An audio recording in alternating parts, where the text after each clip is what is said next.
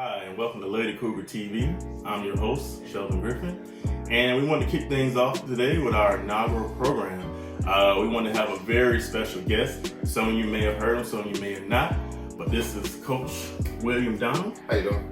Coach of the Killeen Lady Cougars, an organization that has a long-standing relationship with the city of Killeen and surrounding areas of Central Texas. Where we wanted to bring him in and ask him some tough questions and get some feedback from him about the things that go along with travel basketball and how he's helped shape the community. All right, so took some questions down that I wanted to ask, so I'm gonna start you with this. A lot has been said and heard about this organization over its 2-decade-long run in Central Texas, but we want you to give a perspective of basketball and how things are done in your eyes and how you began your run at this. Okay, well, Lady Cougars was started in June 2004 as we was getting ready to deploy to Iraq. And what happened was my daughter was playing with another team, had no issues with the head coach, but some of the assistant coaches wasn't doing right by the kids. And by the time my daughter was 5th grade, she had been on her 3rd team. Wow. So after her hitting her 3rd team, one team was too slow. One team was about money, and then this team was a good fit with the head coach and her daughter. But again, it was her assistants. When she couldn't coach them, the assistants. So one of the coaches was like, "Hey, you don't like the way we do things? Start your own team." Wrong person to say it to. So here we are in 2020, right? 16 years later. Okay, going strong, and the people love it, and you've seem to have found a groove with this basketball organization.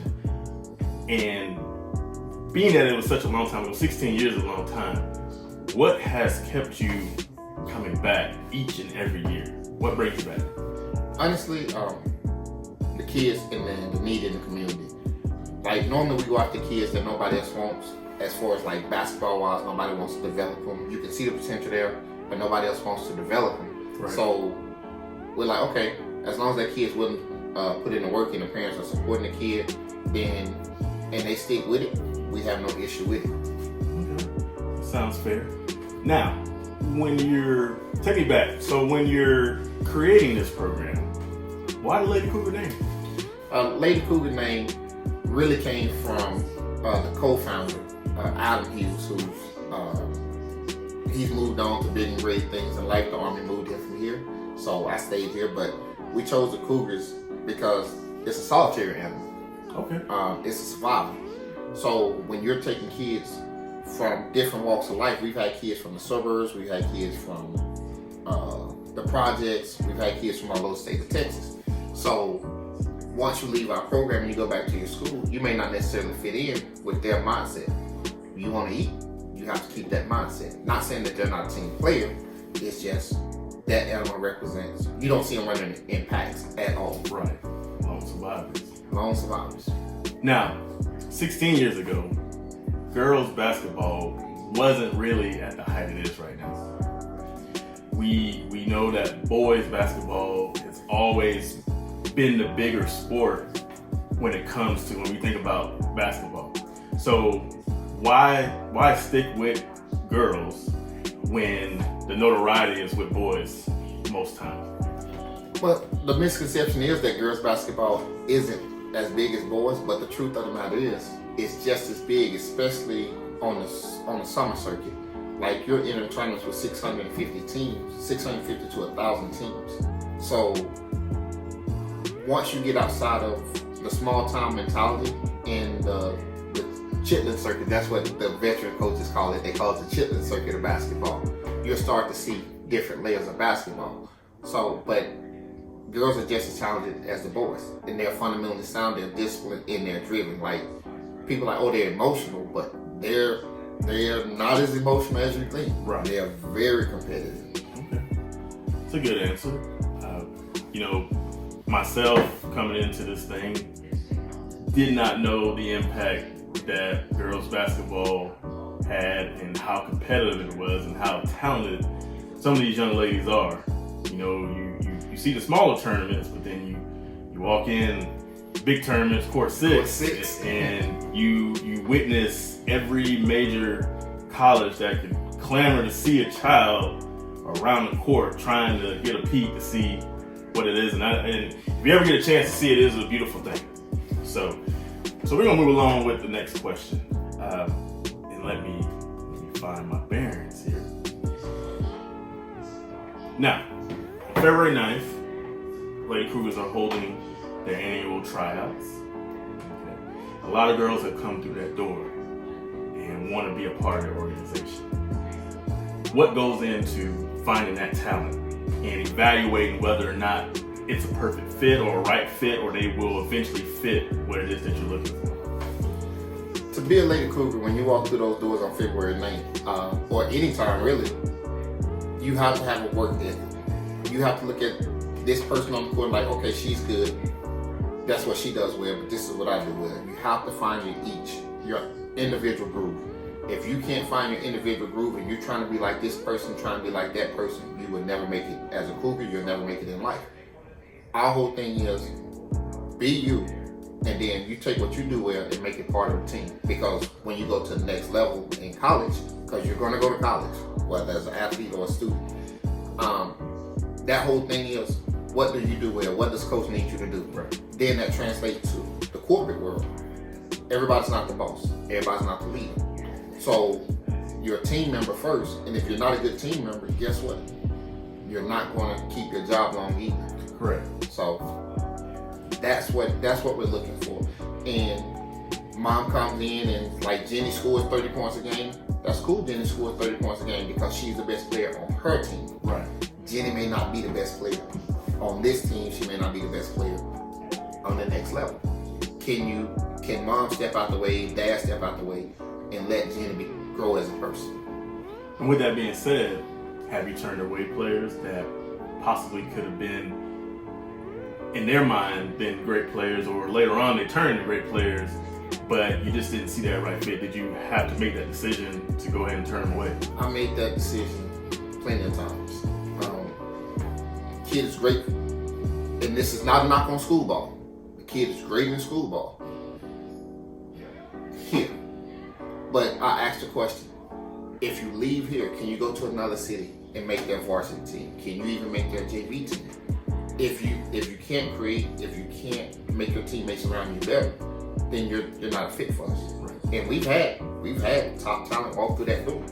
Everybody else clamor for them, and I'm like, no, they don't fit. That's fair. The next question I want to ask. Now, social media is a big thing. I can sit for hours on my timeline and see that the feeling between coaches that coach for school or I would say a professional aspect, and then we have the volunteer, the AAU, the travel basketball coaches. And it seems like there's such a divide between the two. Why is that? Why do you feel that they just can't come together? Why? It's not that they can't come together, they're choosing not to come together. Not all school coaches, but a lot of school coaches have this mentality that I don't like this coach as a person, they don't teach my system, so therefore they're bad coaches. And a lot of AAU coaches looking at the coaches, the school coaches, you running a system that's 30 years old. The game has evolved beyond the system. The game has evolved beyond one or two players. And instead of them being adults coming to the table, sitting down, Right. and doing what's best for your program and your kids because you're benefiting from it. And normally I don't call names, but I'm going to call names today. I'm going to give a prime example. Killeen High School. When Killeen High School worked with the AAU programs, like the Lady Diamonds, like the Cougars, like the Killeen Panthers when they were here, it was a top program. Since Killeen hasn't really worked with a team that plays on the national level, who's looking beyond the district championship. 12-6-8 right now, each year. You've seen it. I've seen it. They happen to make the district playoffs, Right. and then first round, and most of them are done. exit out. And that's a direct conflict. These same kids that are playing winning district are playing these kids from Dallas, who playing these kids from Houston during the summer, and they're giving them a run. School coaches and AAU coaches always yell it's about the kids, but the actions show something completely different. Or they work with these mom and pop AAU teams where they go down to a lower tournament and then they play and they win, and they're like, oh, that's a good team, but the players never develop. Prime example, there was a team that broke off from us. They lasted 2 years. The players are doing well, but they don't have the scholarship offers they should. So by the AAU coaches and the school coaches fighting each other, you're really hurting the kids in the long run. Right. You ain't gotta like me as a person. I ain't gotta like you as a person, but I will respect. So in the long term or the short term, what would be a solution? Solution would be all the school coaches, to include middle school coaches, come together with all the recognized AAU clubs. There's a way to recognize them. If those coaches are NCAA certified, they have 501c, right. They have bank accounts, then that way, at least you know you have some backing if those coaches aren't doing right. They have the minimum $1 million insurance policy. And then you work with those programs. Right. Versus, that's my friend, let me hook him up, let me hook her up, and let me send players over here, but you're wondering why your program is sucking. Makes sense. Now, we mentioned in the beginning that the Killeen Lady Cougars are about community, about spreading all across Central Texas. So how does community play a part in your organization, and how has your presence impacted Central Texas? That's a good one. that is a good one. And girls that have come through the Killeen Lady Cougars program, there are 74 girls that have come through the program that have played college ball. Some are still playing, some have quit because their majors don't allow them to continue to play basketball, because we push education. Basketball is a tool to help pay for school. Correct.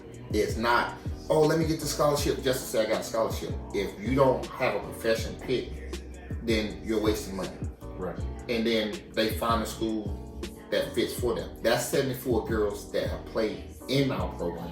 There are hundreds of more girls that have not played in our program, and boys that have not played in our program, that we've assisted in getting scholarships. This is the first time that anybody will hear me say it publicly, because we don't normally look for credit. We'll show up at the signing. If they invite us to the signing, we're behind the scenes. We don't even take a picture with them, and we out. Correct.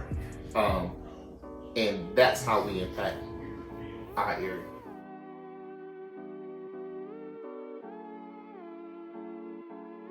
Now, speaking on impact, which is a very, very big word, because impact leaves a lasting effect on anyone that you have placed your guidance, your trust, your heartfelt energy into. So name how you've impacted, or give us an example of someone that you off the top of your head that you know you impacted, and it's lasted because it was not only on the court, but it took off the court in their life. There's one player that stands out in particular. I'm not gonna call her name. If she wants to tell her story, she'll tell her story. But she's the first in her family to graduate high school, and she obviously that makes her the first to go to college. Correct. So we got this kid, and this kid was like rough around the edges, rough on and off the court, because she thought everybody was coming at her, and we had to show her not everybody's coming at you.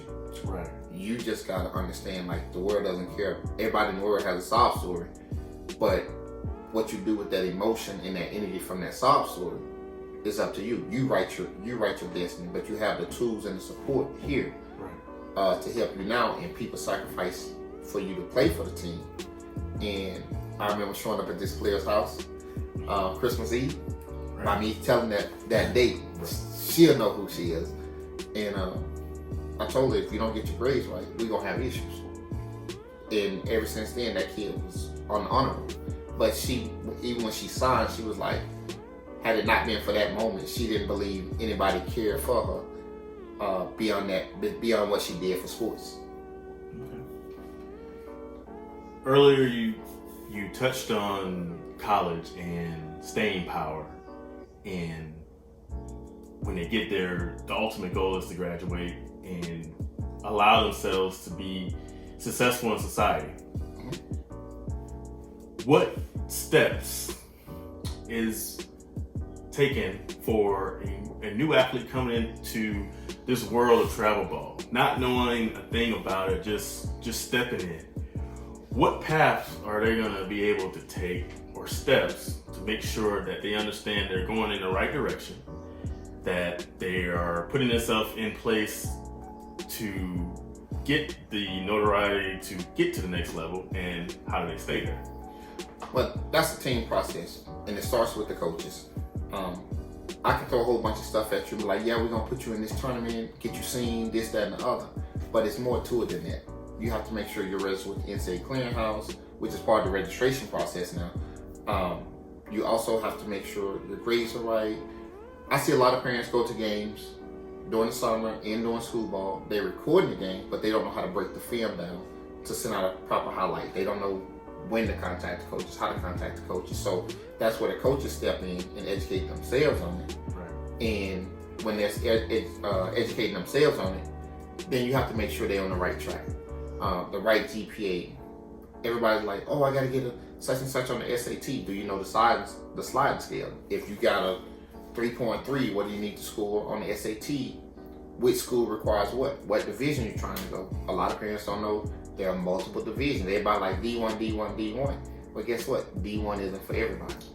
I believe I saw a stat out there that said 76% of all scholarships are non-D1 scholarships. So parents need to educate themselves. So when you're picking your program and you know it's your child's goal or dream to play in college, then you need to troubleshoot those coaches. Like, hey coach, how many kids have you placed in college? Hey, do you have a relationship with college coaches? What is the process? What age does my kid start getting recruited? Because really they can start tracking them in 7th grade.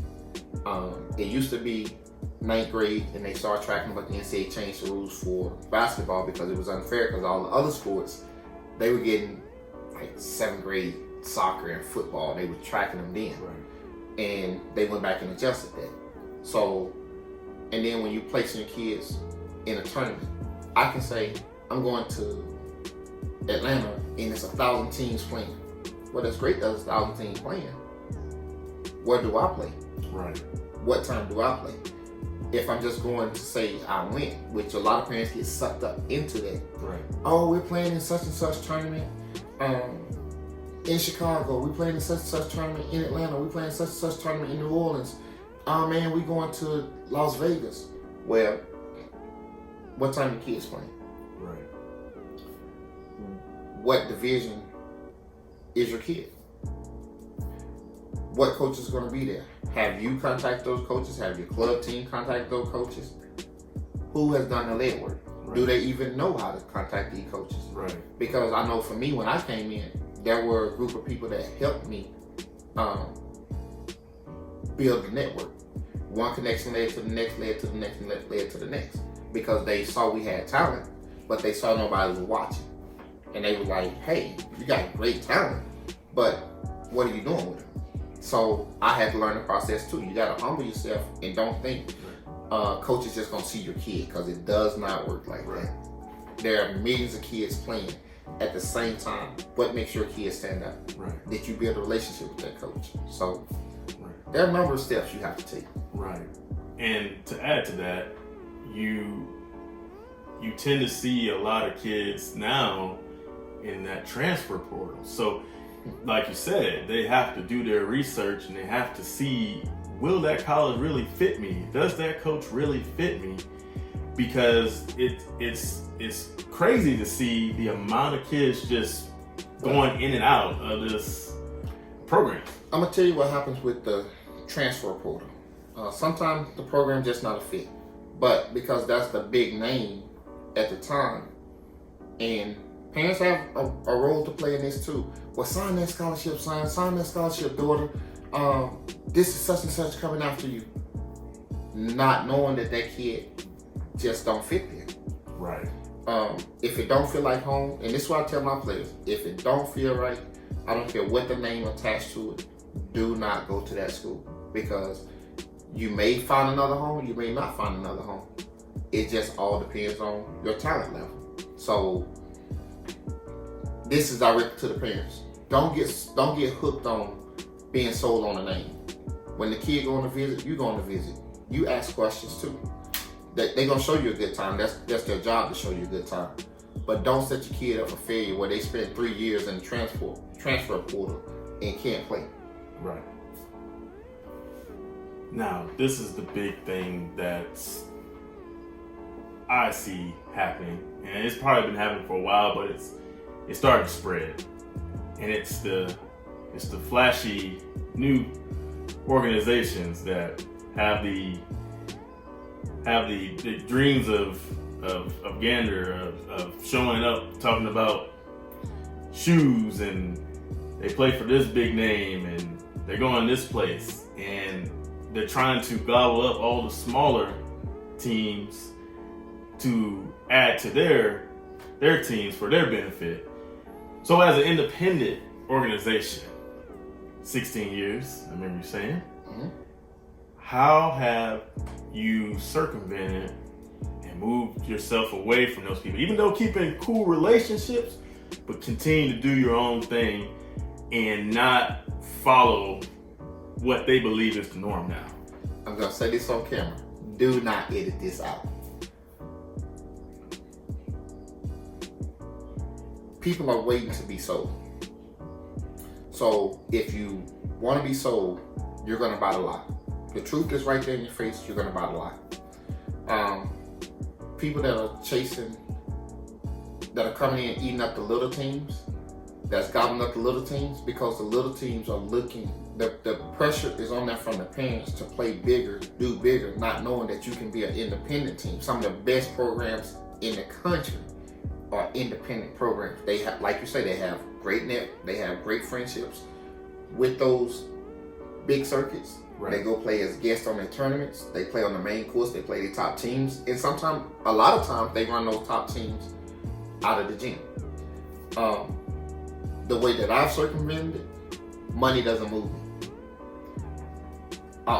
Each time they approach me, I'm like, what can you do for me that I can't do for myself? Right. We can pay for your gym. How? Well, we can give you a discount on the uniforms. See, here's the trick to that. With the shoe teams, the sponsor team deal, only one team is sponsored. Only one team is getting the money. Correct. Everybody else is affiliated, and they're paying for the next top team. Okay.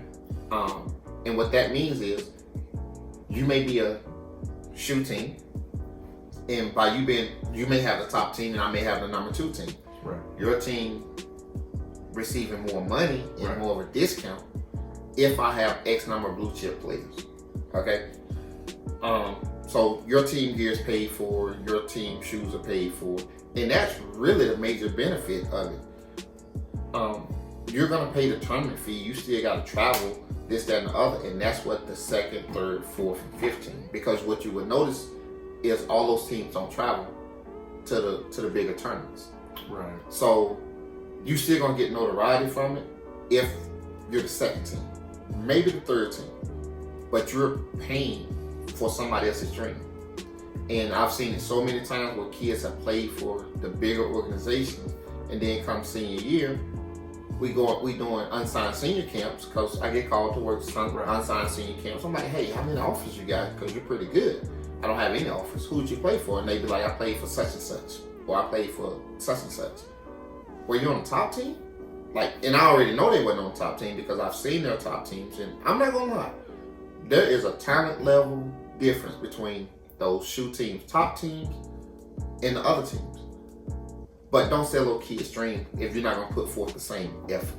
So just by that alone, I won't go. There was a situation where we were approached with a $25,000 check, and I was like, okay, $25,000. It doesn't move me because it's a one-time offer, and then that money's not renewable. I mean, it's not guaranteed every year. So why would I take this $25,000 offer and throw away everything that we built? Right. Now, some people got mad with it, and I'm like, do you? Right. But I'm going to stick to the principles of, what about that kid that can't afford it? What about the kid that you may have to come out of pocket or go get sponsorship to help pay for this kid to play for your program? Because nobody wants those kids. Nobody's going to middle school and getting no kids. And then once those kids are polished, this is another way. Because I've been patient enough, I may have 3 up years and 2 down years while I develop the next group of kids. Right. So it's easy to circumvent that shoe money, or that, hey, come up on our umbrella. For what? My umbrella keeps me from the rain just like yours do. Okay. And lastly, last question that we want to ask you, going back to that 16 years, what would 16 years ago, if that's even a way to say it, Coach Will would sit down with current Coach Will and what would you tell him, and what would you do if you felt like you made any mistakes or any bumps, or would you do anything different? Would you tell him anything different? This version of me would go back and tell the younger version of me, don't move faster than you're ready to move. Parents are going to come, parents are going to go. Focus on your core group of girls, and then add pieces as they fall off. Because players are going to come, players are going to go, and you can do everything that those parents want you to do, play in every tournament that they want you to play in, and they still going to leave because they think, oh, well, here's the new shiny fangled thing over here, and then they see us at the same tournament. So, do you? Whatever mistakes you make, I'm not going to say mistakes, because if you don't learn from it and you repeat it, it's a mistake. So whatever decisions you make, you ride with it, you live and die with it, and then you go from there. There's nothing that you can't recover from. That's what I would tell them. Everything else will stay the same. Build relationships. Show the players something new. Show them that this tool can open up another door to this place. And it's just that simple. Basketball's a tool. Use the tool to take you as far as you can go with this tool before you have to switch tools, because everything has an end date. Even Jordan had to retire. All right, well, before we wrap it up out here, February 9th, tryouts, Killeen Lady Cougars. Go ahead and look in that camera, tell the public where they can find us, what we're looking for, and I'm just gonna say, bring your shoes, bring your ball, bring your open mind, and be ready to work. And I'm gonna say, bring your heart. It's gonna be harder. It's not the traditional do layups, let's run, let's see who can pass the ball with the weaker player on you. We're gonna test your basketball IQ. And if you don't have heart, it doesn't matter how much I teach you, you're not ready to compete. So bring your heart. Camp Triumph, 1204 Pecan Cove, Corpus Cove, Texas. Bring your heart. I'm telling you now. If you're scared, don't show up. If you feel like you can get better and there's room for improvement, come on out. Mom, Dad, leave your handkerchiefs outside. Tell your players to leave their feelings outside, and we're gonna be ready to go. And that'll be from 2:30 to 4 p.m. And we're looking forward to the best, the brightest, and the ones who are willing to lay it all down and come on out. And that's from middle school through 11th grade. Bring your heart. Don't bring your water bottle, but bring your heart. Well, this concludes our first episode of Killeen Lady Cougar TV. It has been a pleasure. I hope you guys enjoyed the programming. Leave us some feedback, and we hope to do more of these videos in the future. So if there's any coaches out there that are interested in coming on and giving some info and giving some insight. Please hit us on social media. The information will be in the video. And once again, Coach, thanks for showing up. Hey, no problem.